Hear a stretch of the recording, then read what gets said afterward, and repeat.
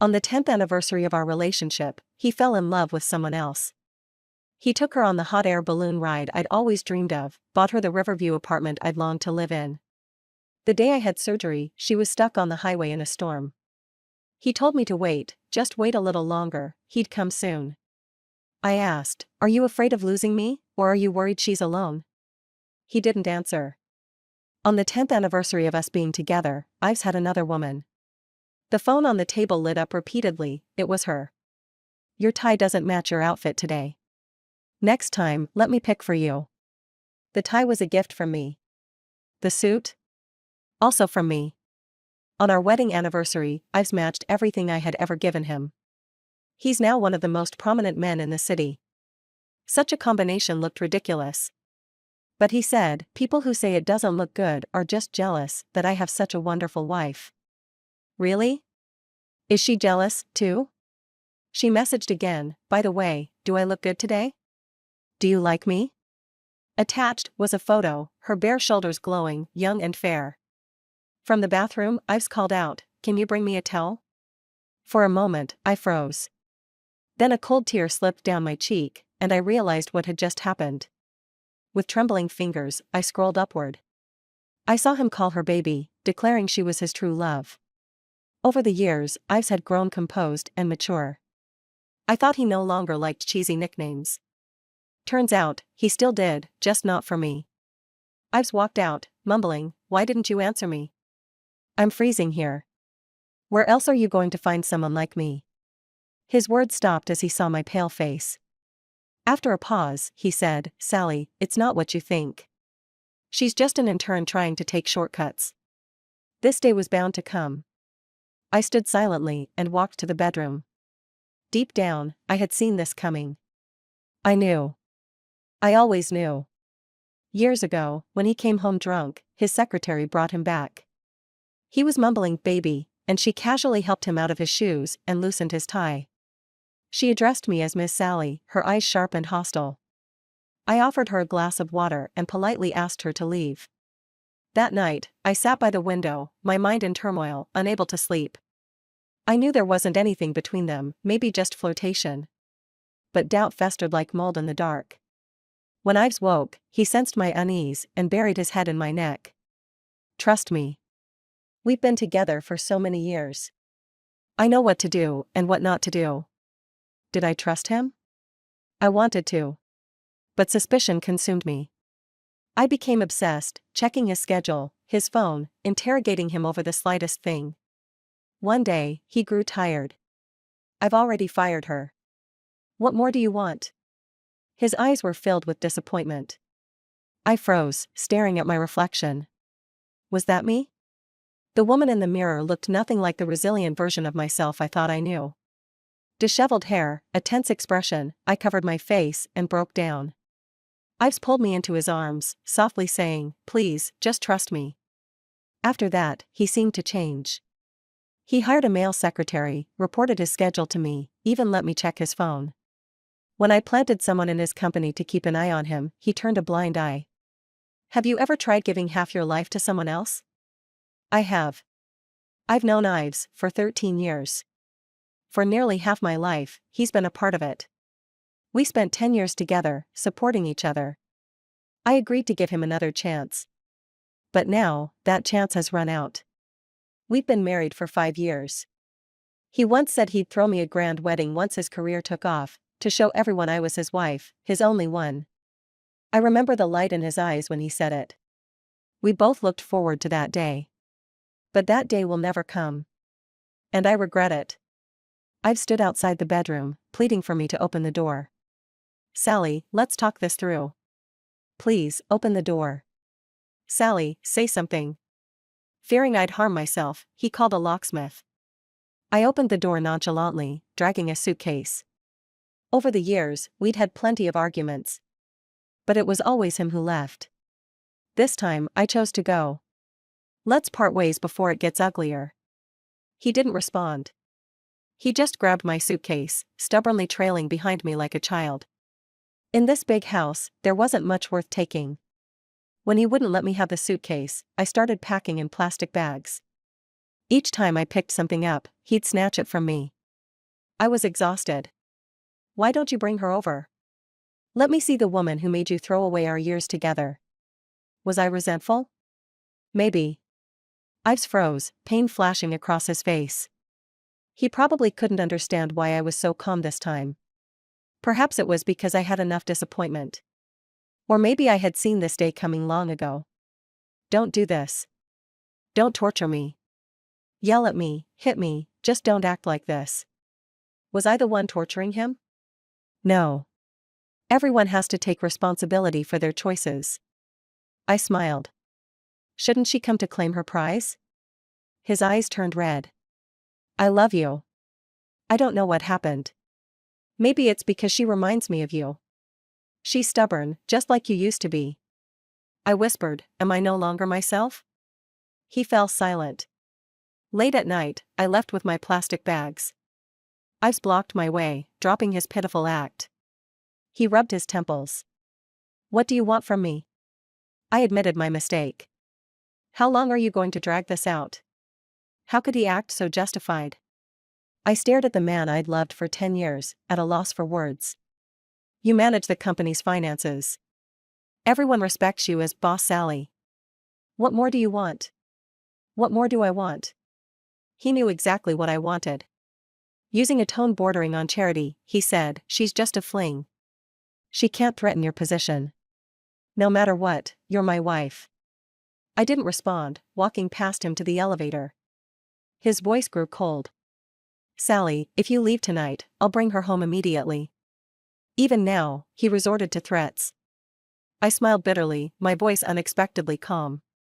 Do as you wish. He froze. As the elevator doors closed, I saw his face full of disappointment.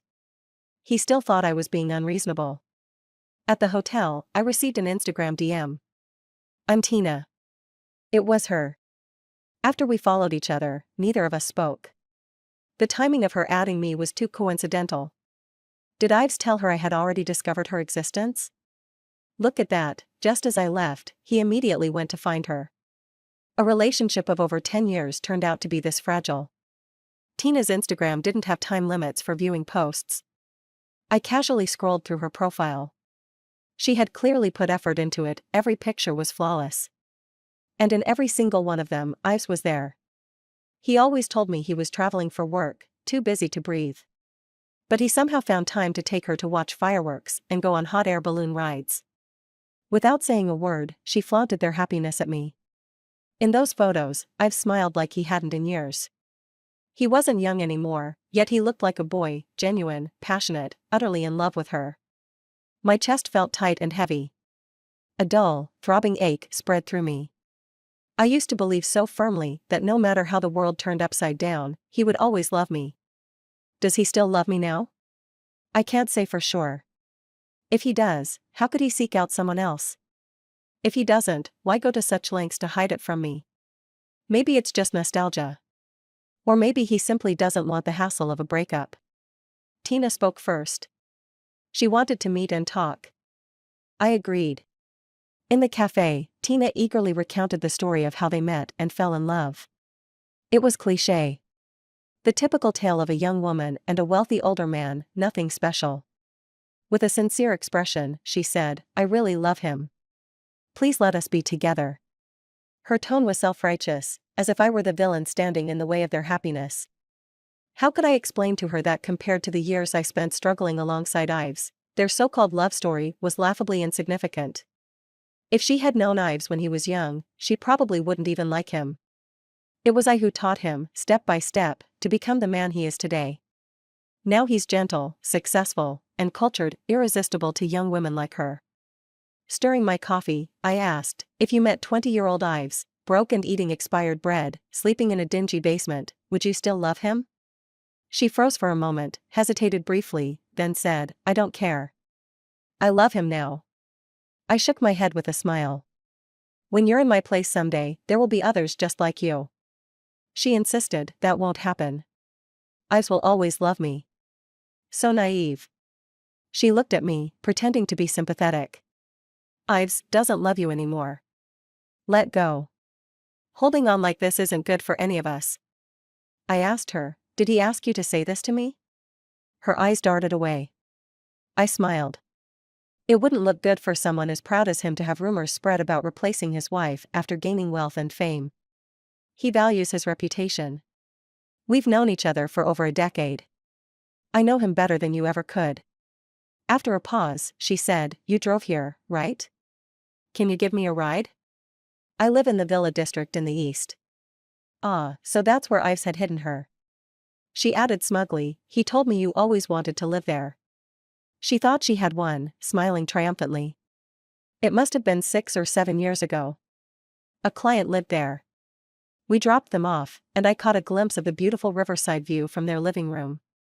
At night, the city lights sparkled, and a Ferris wheel across the river slowly turned. I was mesmerized.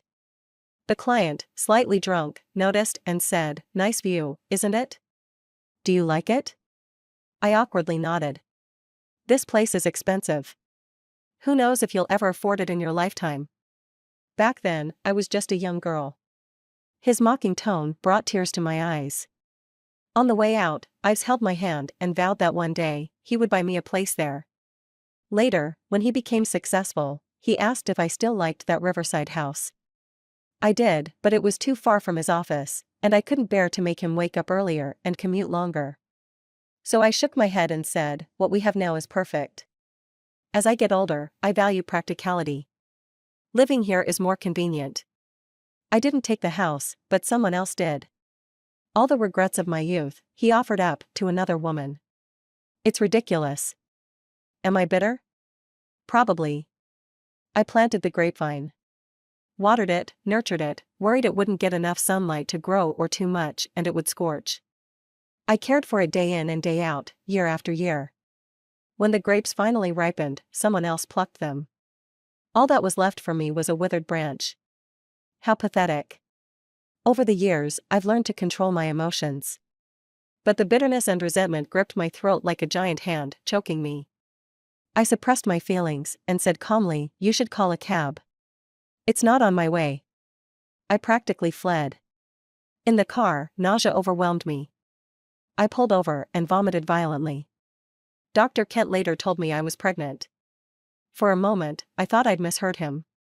Congratulations. We had tried so hard for this child. The doctors warned me to avoid stress and overwork. I had stepped back from managing the company, taken up reading and flower arranging, lighter activities. Friends recommended supplements, but my sensitive stomach made them unbearable. Ives would stay up all night, rubbing my back and comforting me when I couldn't keep the pills down. We even tried surgery. It failed. I remember sitting by the window, pale and dazed. Ives's eyes were red. I knew he was hurting just as much as I was. Still, he softly comforted me, "Sally, we don't need a child. I just need you." Life can be so ironic, can't it? I gave up on having a child. And now, here it was. Dr. Kent, a longtime family friend, was genuinely happy for us. "You should tell your husband the good news. You two have finally made it through." I held the test results, unable to smile. After much thought, I decided to tell Ives about the baby. We arranged to meet at a restaurant. The restaurant hadn't changed in years. The stores next to it had come and gone, the streets around it transformed. But it remained the same. I remembered when we first arrived in the city, broke and hungry.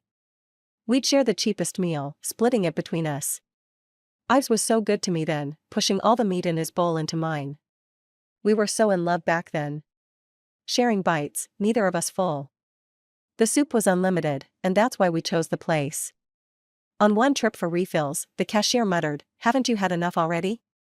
Ives's hands trembled as he held the bowl. His face turned bright red. But he stood in front of me, shielding me from those judgmental stares. Just as he struggled to explain, the owner noticed our predicament.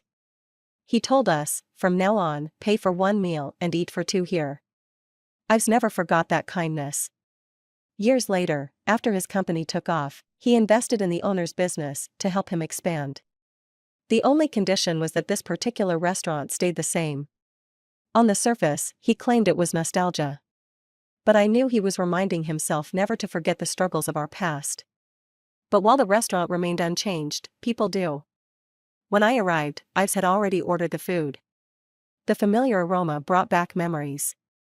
But things weren't the same anymore. We no longer shared even a single piece of meat. "You've lost weight, Sally," he said as he placed food on my plate. "Eat more." His tone was so gentle, as if the arguments and betrayals had never happened. This peaceful interaction was nothing but a facade. Tina's arrival shattered it completely. "Ives, didn't you say you didn't love her anymore? Why are you still meeting her behind my back?" Ives' face darkened. "Leave," he told her sternly. But Tina erupted. "Let me tell you the truth, I'm carrying your child. She's a hen who can't lay eggs, but I'm not." Ives' expression grew stormy, and suddenly, he slapped her. "Watch your mouth. Apologize to Sally." It had been years since Ives had cursed like that. Tina clutched her face, tears brimming in her eyes, glaring at us with a mix of defiance and misery. Then she turned and ran outside. Cars sped by, horns blaring incessantly. A driver shouted, "Crazy woman. You wanna die or what?" Ives' hand clenched tighter on the table as his gaze stayed fixed on her, even as she disappeared into the crowd. Finally, he looked at me. "Sally, she's young and impulsive. I'm afraid she might do something foolish." I nodded. "Go check on her." He left in a hurry. I sipped my tea, its bitterness stinging my throat. It reminded me of when I was younger. I'd been pregnant once. We'd been careful, but the child still came unexpectedly. At that time, our careers were just taking off. I couldn't leave Ives to face the challenges alone, but I also knew how soft-hearted he could be. If I told him, he'd hesitate and beg me to keep the baby. So I didn't tell him. I went to the hospital on my own. I thought we were young, that we'd have more chances. I thought my body would recover quickly. But Ives noticed something was off. Back then, he cared for me deeply. He could sense any change in me. I thought he'd yell at me for not discussing it with him. But he didn't. He just cried. It was the first time I'd ever seen him cry. He knelt before me, swearing that he'd give me a better life one day. That I'd never have to suffer like this again. His eyes shone with determination, filled only with me. He truly loved me back then. And now, he truly doesn't. I went to the hospital alone that day. It rained heavily. As I waited outside the operating room, Tina messaged me. "Wanna bet? Let's see if he chooses the one in my belly or the one in yours." She sent a photo of herself standing alone on a rainy highway, followed by a screenshot of her sending Ives the same message. Not long after, the nurse called my name. "Sally? Where's your family? Is no one here with you?" I shook my head. "I'm alone." Then my phone rang. "Sally, don't do anything rash. Wait for me, please." Ives pleaded, his voice frantic. I could hear the honking of cars in the background. "Sally, think about everything we've done for this child.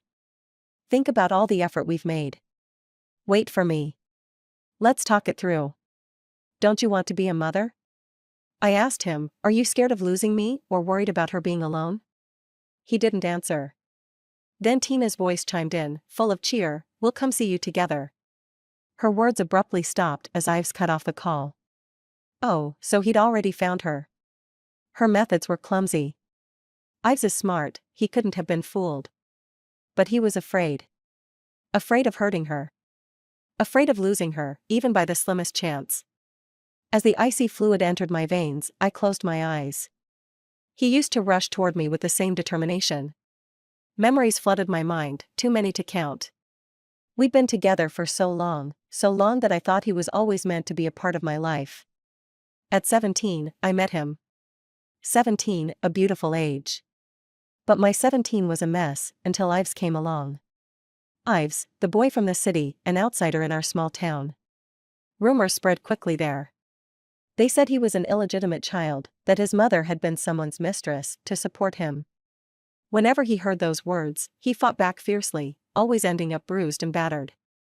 The man who's now calm and composed was once a lonely, defiant teenager. Sometimes I marvel at how time changes us. I don't know why he noticed me, maybe because of the bruises on my arms or our similar situations. We became close friends. when my father and stepmother planned to marry me off. It was Ives who saved me.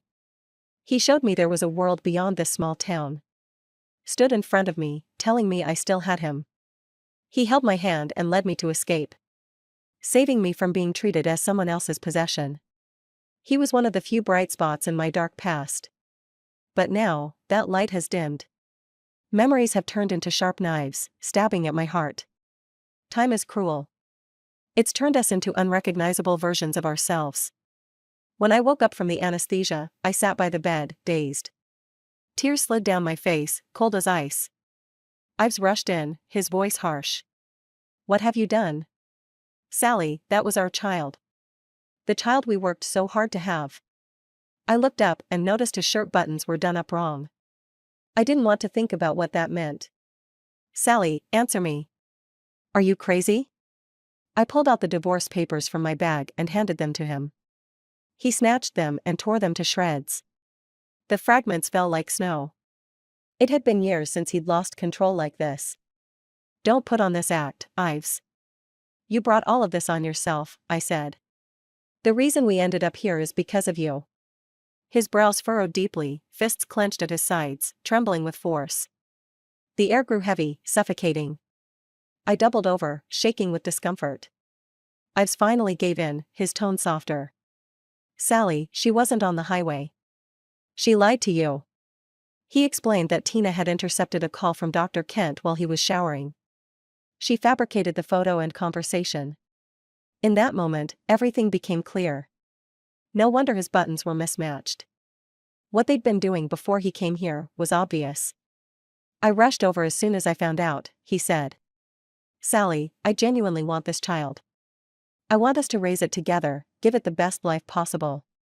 I'll be a good father and a good husband." I asked, "And what about the one she's carrying?" "I'll make her get rid of it. No one will threaten our child's place." His tone was firm and resolute. He'd say anything to make me stay. I couldn't help but laugh. Laughing and laughing, I ended up in tears. The pain in my lower abdomen was sharp, as if a knife was twisting inside me. I felt like I really didn't know him anymore. The Ives I remembered was sincere and kind. He was never like this. Never like this. My laughter didn't stop. Ives couldn't keep his composure. In the end, he grabbed my shoulder hard. "Stop laughing. Do you have to go this crazy?" I wiped away the tears at the corner of my eyes. "If you won't sign, then we'll see each other in court." Later, I started preparing for the divorce proceedings. Winning the case wasn't hard. I had plenty of evidence. Everything Tina had said, and Ives' affair, was all documented. But, still, it wasn't as simple as it seemed. Ives had a lot of connections. At the first hearing, he didn't show up. He only called me and asked, "Sally, does it have to be like this?" I said, "Let's just think of it as a grand farewell to our past." He sighed, his voice tired. "Sally, let's meet one last time." Ives took me back to the small town. Everything had changed so much. The school had been renovated. It was the season when the grass was green and the birds were singing, and children were playing soccer on the field. A ball flew toward us. Without hesitation, Ives instinctively blocked the ball with his body. It was just like it was many years ago. When classmates spat at me, when my dad hit me with a broom, he was always there, standing in front of me. He asked, "Did it hit you?" I shook my head, feeling a sense of sadness. We could endure hardship together, but we couldn't share happiness. We walked out together. Several times, he tried to hold my hand. I didn't let him. We followed the same path we took when we ran away. On the hillside, he twisted his ankle. I tried to pull him up but couldn't. I could only watch as he rolled down the slope. "Ives." He appeared, holding a bouquet of flowers, jumping out of the grass. I was still in shock, and the tear in my eye nearly spilled over. He knelt down on one knee. "Sally, I owe you a wedding.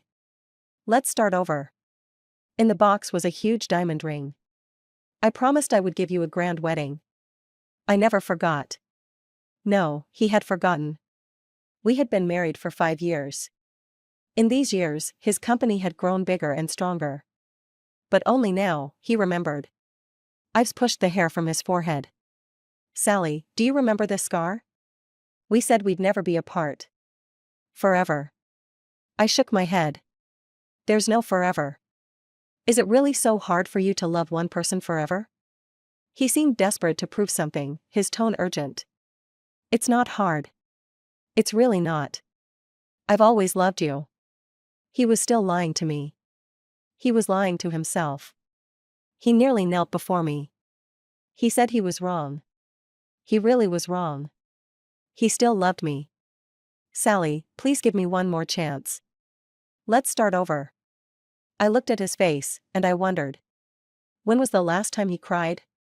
It was when he got his first big deal, holding me and saying, I told you, I'll make you happy. The joy overwhelmed him, and his eyes turned red. Even further back, it was when I agreed to marry him. He cried so much, saying he would love me for a lifetime. A lifetime. But we'd only been married for a few years, and now he didn't want to anymore. And then there was that time. That time. Back when the company was just starting, I did everything: secretary, finance, purchasing, cleaning. I worked myself to exhaustion. When I woke up, the doctor told me it was probably stomach cancer. The words hit me like a huge stone to the chest. All the vomiting and stomach pains had a reason. I felt like it wasn't real. I've stood frozen, murmuring, it's impossible, how could it be? You're still so young. He seemed to have lost his mind, dragging me out of the room. We're not staying here. It must be a misdiagnosis. We'll go to another hospital, find the best doctor. But I understood better than he did. I knew what was coming. My mom died from stomach cancer. In the early stages, it's treatable. But at that time, we didn't have the money, so we had to let it go. As time passed, she was no longer recognizable. She said, don't let your dad see me, I don't look good. She had no idea. The one she worried about had long since hooked up with someone else. I was only 5 at the time, already seeing how fleeting affection could be. I was really scared. I was afraid that, in the end, I'd end up like that with Ives. Get out. Just leave me alone. Go away. When we got to the big hospital, I hit him, kicked him, and told him to leave. He didn't say a word, just hugged me tightly. His tears soaked into my collar. So hot. I couldn't soften my heart. I couldn't let myself soften.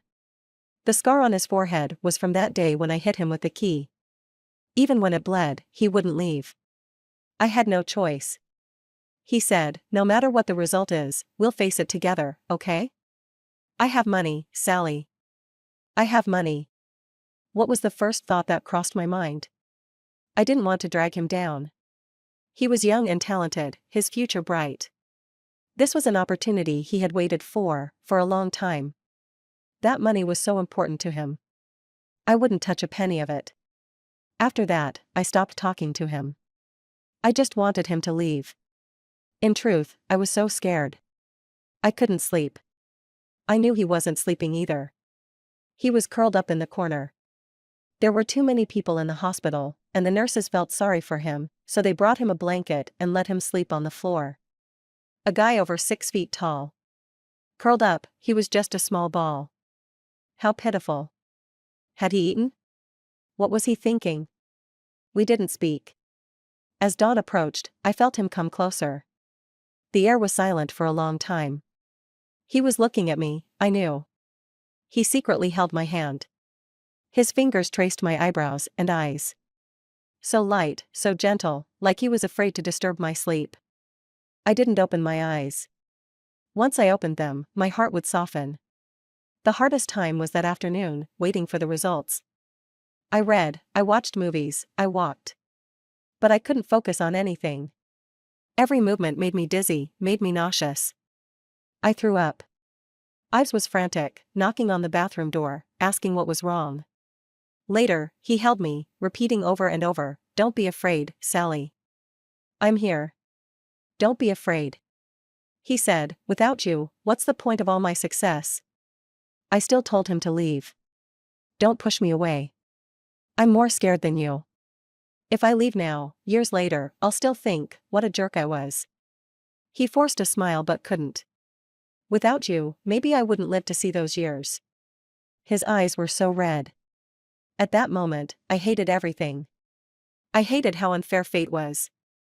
Why did it treat me and my lover like this? We had already suffered so much. We had slept on the streets, under overpasses, in broken-down houses. His embrace became the warmest place. At our lowest, he would wait outside a bakery for stale bread, only to be yelled at, "You're useless, can't even make enough for bread." At another low, when I had appendicitis, he worked at a bar to make quick money, but drunk customers slapped him with money and humiliated him. He was young, full of anger, but he kept his fists clenched and didn't say a word. He needed that money to make me better.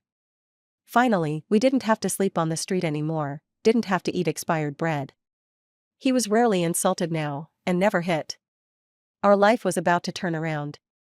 It was really just one small step away. Fate always has a way of playing tricks on us. It gave us a glimpse of hope, only to take it away when dawn arrived, revealing it to be all for nothing. Later, the test results came back. The doctor said everything was fine, it was a misdiagnosis. Ives cried uncontrollably, holding me, laughing and crying, crying and laughing. A man over 6 feet tall, yet that day, he cried like a child. I suddenly realized just how much I love this world. I really do love him. He, too, truly and deeply loved me. Who changed him? I don't know. I want to know, too. I pulled my hand away from his. I looked up at the sky. The sunset was beautiful. Ives, do you remember what you told me? Rather than crying hard, it's better to run hard. Let's look forward, okay? He knelt there, stunned. Like a deflated ball, all the hopes from moments ago had vanished. His eyes were red. You're so heartless.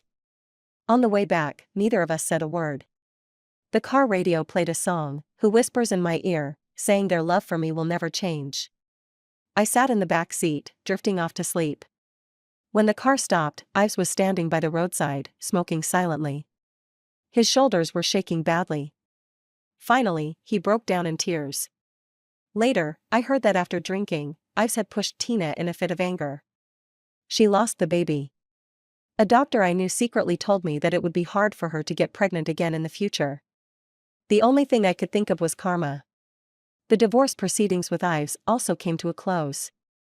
Thanks to my efforts, most of the assets went to me, including the villa in the eastern part of the city. When I went with my lawyer to reclaim the property, Tina was lying in bed resting. The nanny opened the door. Tina saw me and smiled, covering her mouth. The large diamond ring on her finger sparkled brightly. You have to come to our wedding. The lawyer stepped forward, pulling out the property deed. Miss Tina, you need to vacate this property by today, or we will have to report it as trespassing. Miss Tina, my client doesn't want to make this a bigger issue. Please leave. Tina's face twisted in a sneer. It's just a shabby house. I'm tired of it. It's a second-hand house, and someone's in a hurry to take it. How funny.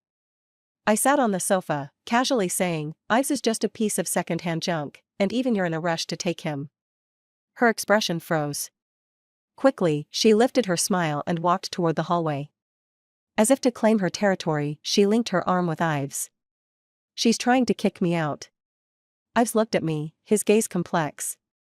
He parted his lips, like he had a lot to say. But in the end, all he said was, Sally, long time no see. I nodded, a simple acknowledgement. His gaze shifted to the ring on Tina's finger, and his tone grew sharp. Who told you to wear that ring? Tina froze, her eyes quickly filling with tears. The illusion of happiness she had built collapsed in an instant. Ives almost violently tore the ring off her finger. Sally, this ring is dirty. I'll buy you an even bigger one. I shook my head. I don't need it. Just get out of here. The buyer for the house is waiting. He paused, his expression stiff. You're planning to sell it? Yes. The house is too dirty. I don't like it. Tina, with a trembling voice, cursed me. You're so heartless. You'll get your comeuppance. I've slapped her hard across the face. Shut up. If it weren't for you, how would things have ended up like this? We wouldn't have lost our child. Tina covered her face. I killed her child, but didn't you kill mine? She buried her face in her hands, sobbing. I really didn't want to watch this drama. I turned to my lawyer and said, I'll leave this to you. And I walked out. Ives tried to chase after me, but Tina grabbed him. She doesn't want you anymore, and you're still chasing after her. Do you have no shame? Later, a big company offered me a job. Without hesitation, I left Ives' company. Honestly, I was content. In our business, he had contributed more than I had. It was fine this way. I would have more opportunities, and we'd see less of each other. One day, the receptionist said, Boss, a Miss Tina is here to see you. I thought for a moment and decided to go downstairs.